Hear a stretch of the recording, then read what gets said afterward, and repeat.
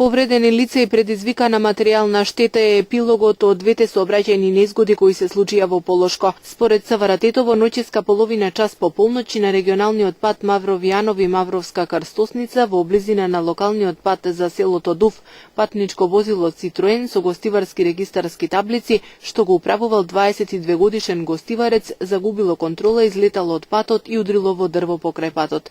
Од излетувањето возачот и двајца сопатници, 19 годишно момче од Вруток и 27 годишно лице од Гостивар, добиле телесни повреди и со возило на брза помош пренесени се во Гостиварската болница, а потоа пуштени на домашно лекување. Извршен е комплетен увид и се утврдуваат причините и се друго поврзано со оваа несреќа. Првично причина е неприлагодена брзина според условите на патот, додека вкупната материјална штета се проценува на 100.000 денари. Втората сообраќајна незгода се случила вчера околу 4 часот и 30 минути на локалниот пат Тетово-Блаце, кога патничко возило Југо со тетовски таблици што го управувал 25 годишникот Блаце, загубило контрола, излетало од коловоз и удрило во дрвен електричен столб Бандера.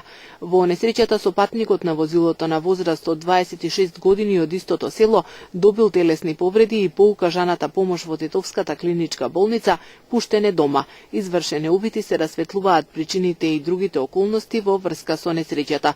Првично неприлагодена брзина е причина за случување на несреќата, додека материјалната штета се проценува на 20.000 денари. И бидејќи последниве денови за честија излетувањата на возила од коловоз, секторот за внатрешни работи Тетово повторно апелира до возачите да ја прилагодат брзината според условите на патот.